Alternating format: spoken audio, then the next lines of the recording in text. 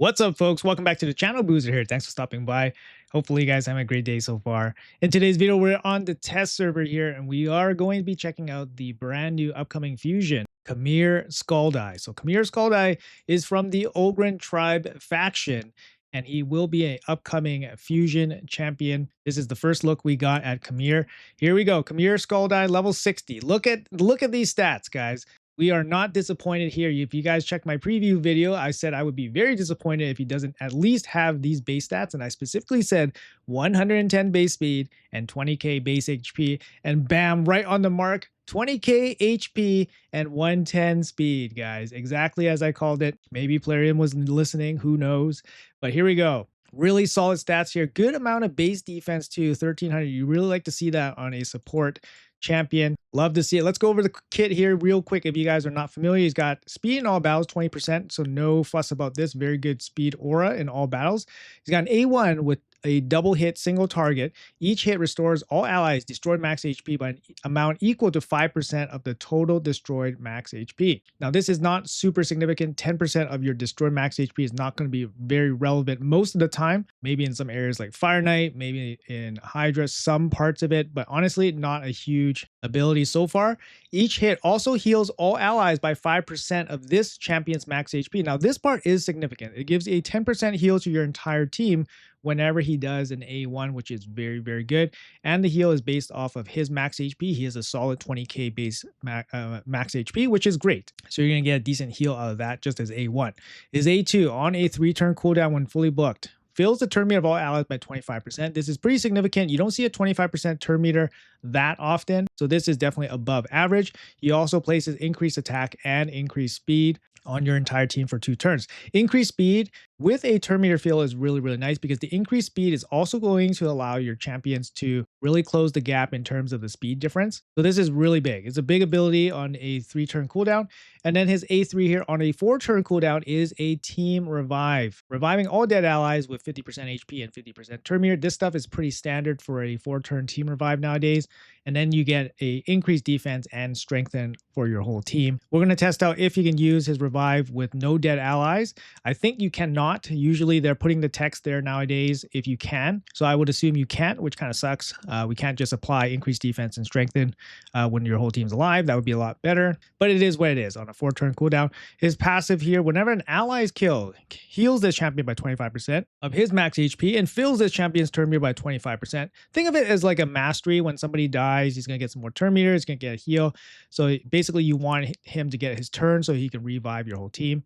Also heals all allies by 10% of this champion's max HP and fills their turn meter by 10%. So that mastery will extend to your whole team as well to a lesser extent, just 10%. Not a crazy passive or anything like that. It does require an ally to get killed, which is not something that you want to happen, but it's a nice little bit of a bonus there just to help him get around to his revive or turn meter boosting into another champion to help out. But I would say the passive kind of works with his overall kit, like a nice support passive. Really nice to see a Ogyrn tribe reviver. Not too many revivers in this faction. We have Bellatar, which is a void legendary. Not too many people would have him. And I think we have Gear Grinder, which is a rare. I remember using Gear Grinder back in the day. And we have Ugo, which is a conditional revive. There's not too many revivers for this faction. So Camir definitely filling that role for this faction. Let's build one out and yeah, put him into some content and see what he can do. All right, guys. So this is our Camir Scald Eye here. I want to mention something to you guys just so you guys get this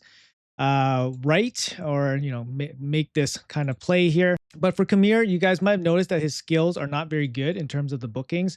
You don't want any books to land on his A1, so we want to avoid that if we can. He does have very good value, obviously the cooldown reductions on his A2 and the cooldown reductions on his revive. If you plan on just using him maybe as an arena booster, for example, you technically don't even need to book him at all. Because if he goes first, he's just going to use this ability, similar to like an Arbiter, for example. And then that's it. Your team goes first and you probably end up winning or at least crippling the other team. And you don't have to book this guy at all. You use him for his speed aura.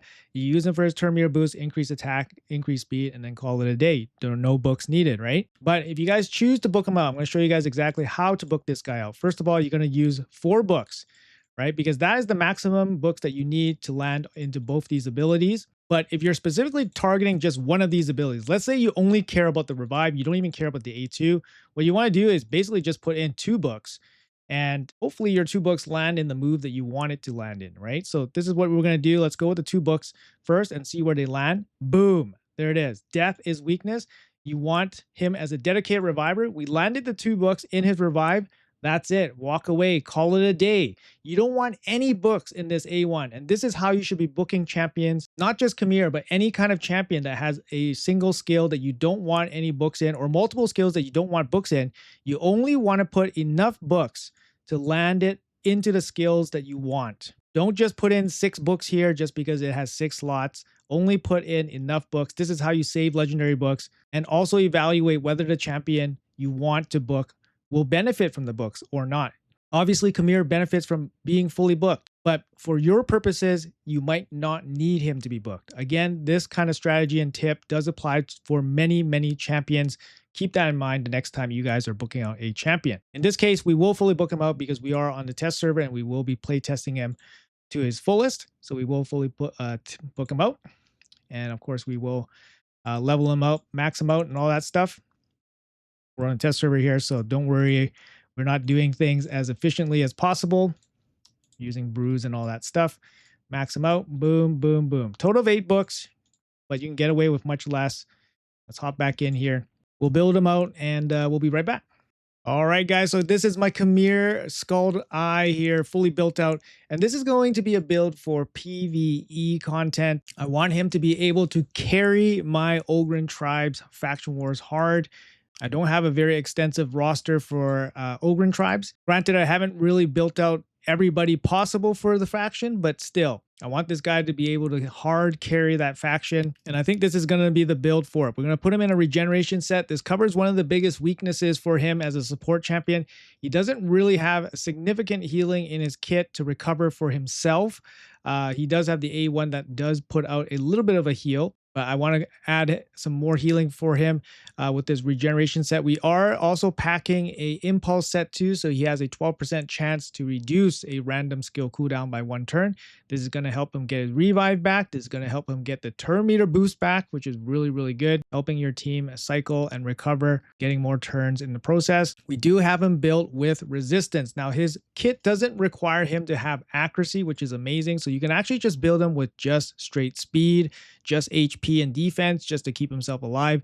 In this case, we did go for resistance, meaning that he won't be crowd controlled so that he can always revive the group back and then heal everybody up and basically just go around unhindered. We're looking to aim for low 500s to deal with the highest levels of faction war hard. You can scale down the resistance based on where you are in the overall game. Everything with the gear pieces is focused around speed, HP, or resistance. So that's pretty much what we're aiming for in all of these pieces here.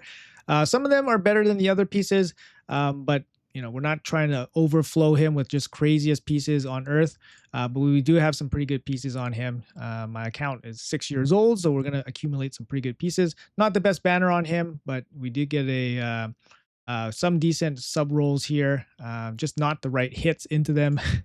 We have a defense based amulet. We're looking for HP based, but we didn't have any. And then we have a decent ring here with some HP on it.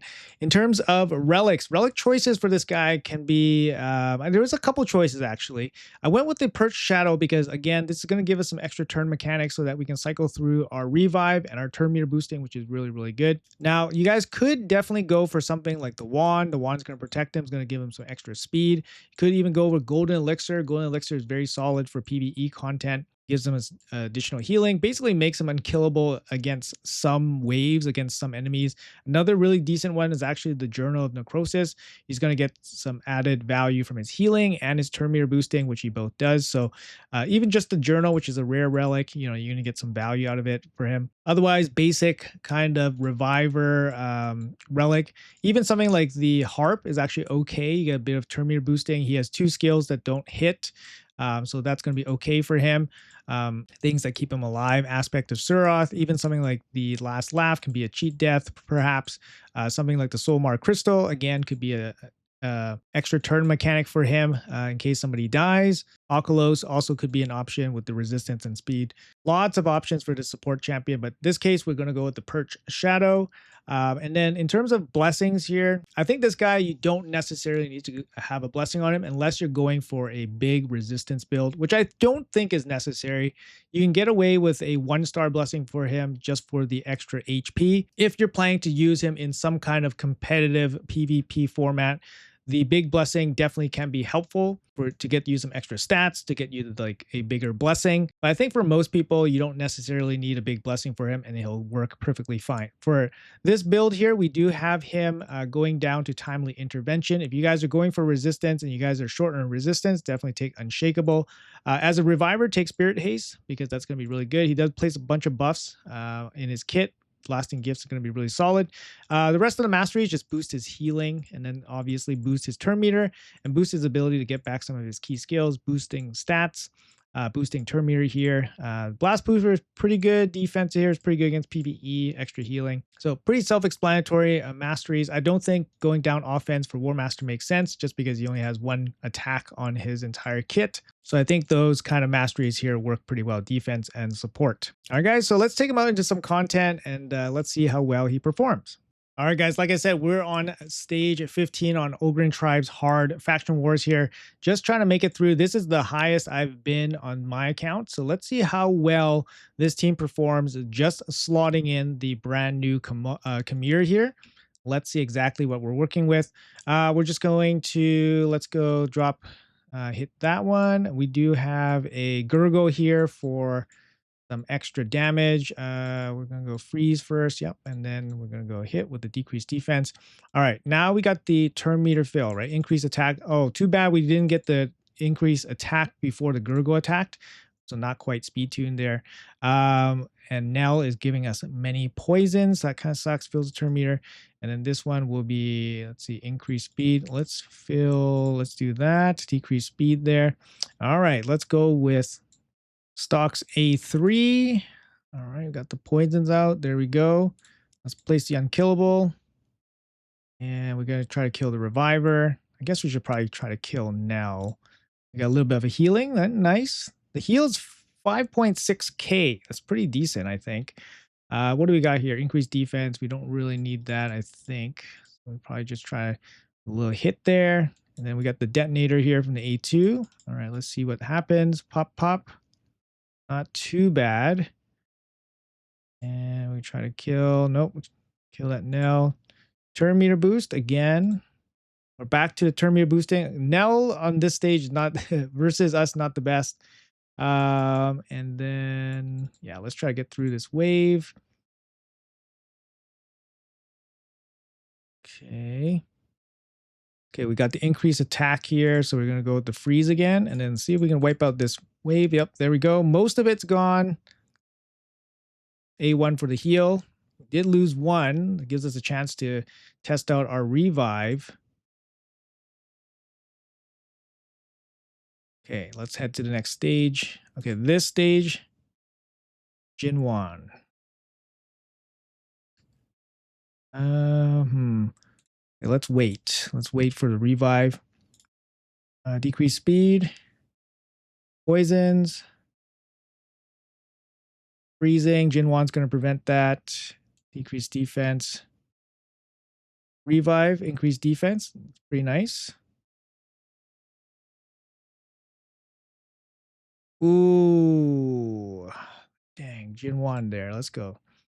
A little bit of healing. Heals, yeah, like I said, pretty significant. 6k per heal, so it's like 2 of them. Here comes the detonator. Not too significant. Turn meter boost. And I guess we'll save the unkillable there. We'll get the revive back soon. Yeah, 5.6 per hit. So that's like 11k per heal. It's pretty significant. Full team revive, strengthen, decrease defense. Can we get a turn, please? Ugh.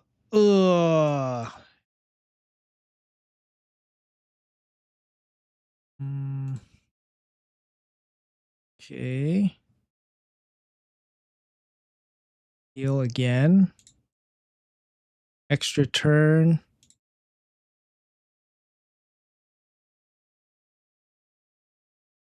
Okay. Decrease poisons. Oh, we got provoked. All right, there's the revive. Let's go. Decrease turn meter. No. Okay, turn meter boost. You know what? He's doing a really good job at keeping us in the fight. Obviously, this build I think is really, really strong. Maybe it's too strong for this level, but it's definitely overpowering this level. I don't think these guys are going to be able to kill him. But yeah, let's see here. Okay, we got to steal. Can we steal that ally protection? There we go. We stole it. All right, turn meter boost. Everybody's just dropping. But usually I think this is the wave that really drops us. So the fact that he's still alive, yeah, definitely is pretty huge here. Can we go revive on death? I think we go revive on death. Yep, there we go. Everybody revive on death. Oh, we got everything removed. That really sucks. We got a little bit of a heal there. I mean, I guess it's a pretty big heal. Can we kill off this Jinwan? It's going to be a big... On some poisons. Oh, lost that Gurgle again. The Gurgle's pretty much our only like big damage on this team. Detonator. Not really much. The revive. Oh, you know what? It was the Raven popping off. The Raven actually giving us those extra turns. Really nice. Losing the Gurgle again. All right, turn meter boost. Let's get our team back on track here. Now that they've lost the Jinwan, now we can actually crowd control them. Yeah, I'm really liking the big heal. The heal on the A1 is very solid. And I really like the synergy with the Raven because the A1, you use it, you might want to use it more often. And he actually doesn't have many abilities anyways, but you either do the turn meter boost or the A1. It's really nice. We do the A1 again, heal back up, detonate. Let's see if we can steal this block damage. Boom, stolen. Shamrock, really liking him. Ooh, big hit there from Toshiro. We did steal something. What do we got here? Turn meter boost. Let's go with the increased defense, strengthen. Kill this Toshiro. Nope. Oh, revive on death. There we go. Don't think we need the unkillable yet. Turn meter boost, increase attack. It would have been nice if Gurgo had like a freeze ability. But hey, we're getting through it. Slow and steady. Big heal here. Still alive. Everybody's frozen. There you go. When they hit me, they get frozen. Deal that decrease plus defense. Turn meter drop. Resisted. I guess I don't have accuracy. All right. Almost back. Almost back to that big ability. Turn meter boost again. Here you go. Freeze. Remove. Big hit. There we go. I guess we need a DPS, right? That would make things a little bit faster. I was hoping stock would be enough DPS, but not really a lot. Maybe we need a HP burner to go with him to synergize a little bit better with his A3, but all right, almost to the last stage.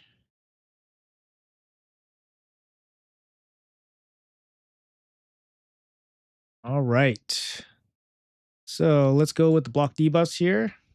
Can we strip off the stone skin? Yes, we do. And then big AoE decrease defense. Turn meter boost. And decrease speed. And save the other buffs. Let's go for the poisons. Can we land some? Decrease turn meter. Nope, not quite. Let's try to kill that Molly. There you go. Molly down. Actually, let's try the revive. Does the revive work without any dead allies? It doesn't. All right. So as expected, it doesn't work. It's not written in that you can use it with no dead allies, so it doesn't work. So we'll just use the A1, double hit, turn meter boost. We got an extra turn there from the Raven again. Really nice. Detonate the poisons. A1 again. Got an extra turn again. That's pretty nice. A1 again. And let's kill that guy off. Perfect. Decrease speed again. Applied. This Mountain King actually hits, I think, pretty hard. Mountain King. It looks like we got this wave under control. Yeah, we definitely need another DPS. I mean, we could have traded maybe the Shamrock for another DPS. But right now we're just running the Gurgo for DPS. I mean, he does okay, but it still takes a long time. Kill stuff. But hey, we got the job done here. Pretty sweet. I mean, this is the first time I got through this stage, and it really helped. Obviously, the second stage, killing our champions many, many times over, but the Reviver keeping us in the fight, right? Let's finish this off.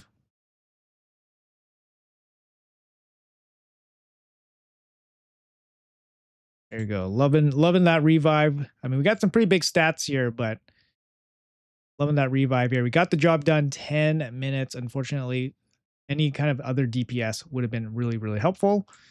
But yeah, not too bad. Got it done. Pretty safe here, right? Khamir Scald Eye, very, very safe in that setup. So I think this guy, pretty MVP, right? Pretty MVP for Faction Wars content.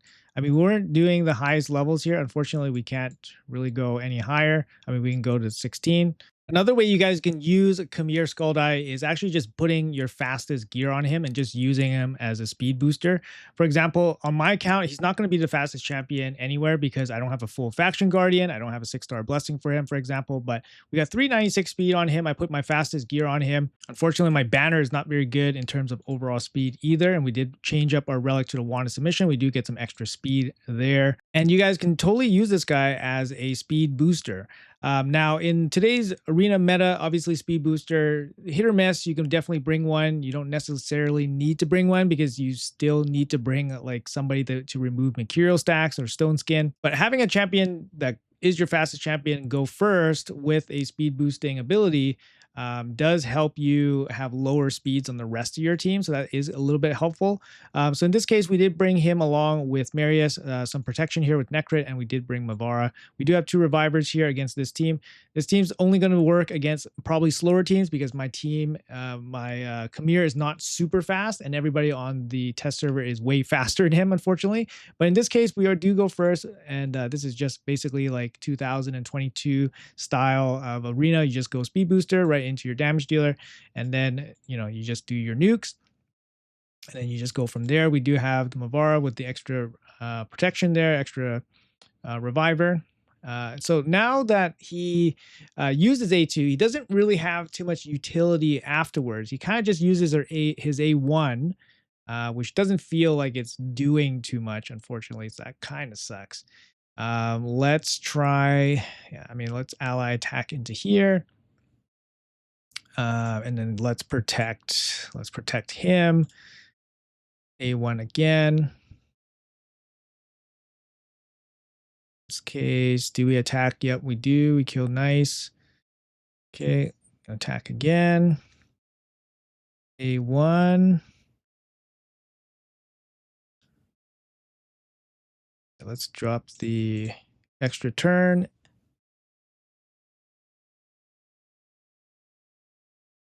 Turn meter boost. Increase speed. Okay.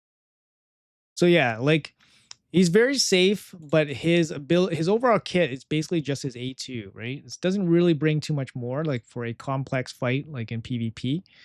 And in this case, he's not going to be too much more help here. Just the A1 with the heals. We do have a lot of protection here with the Mavara, big heal, and we also have the Necrit too. So it's not really necessary for his A1 heal. He's really just here for the turn meter boost to get us more turns. There we go. Terminator boost again. Drop the A1. Can we kill off this Freya? I don't know if we have enough power to kill off this Nice. Gonna have to kill him off after his block damage comes off, but I don't think that's gonna happen easily here. Do we have enough healing, actually? Well, there's some pretty good heals from the A1. Oh, Mavara comes in pretty clutch there. Big heal. Look at that Nice. That Nice is back up to full health. Pretty nasty stuff. There we go. We dropped him there. Big hit. All right. So that's kind of another way to use him. You can definitely use him as your dedicated, speed booster in arena. And I think this would be pretty helpful for like early game or mid game kind of teams where you don't have Arbiter yet, for example. And Arbiter kind of fills that same role with a better aura for arena and a bigger turn meter boost. But he can definitely be that champion for you, or maybe a second tag team champion or a tag team team for you guys. All right, guys, that's going to be it for this showcase for Khamir Scald Eye. Like I said, if you guys are using him for PvE content, I think taking a healing set for him definitely makes sense. Something like the Golden Elixir, if you guys don't want to take a healing set, maybe go Relentless set with a Golden Elixir would be really nice. You guys can also build him with your fastest gear and use him as a speed booster in whatever arena teams you guys want. That would also make a lot of sense. No need for accuracy in his overall kit, just HP and good speed. If you guys have the stats, go for resistance to make sure that he always gets that revive off when you need it the most. Very, very solid champion. Nothing too crazy, but I think very decent for early game and mid game progression. And obviously a very, very strong champion for the Ogyrn tribes. Let me know what you guys think about Khamir Scald Eye here. Let me know if you guys are going for the fusion. Hopefully this video was helpful for you guys. If it was, make sure you guys like and subscribe. Would really appreciate that. Thanks for watching until the end, guys. Have a great rest of your day, and I'll see you guys in the next video.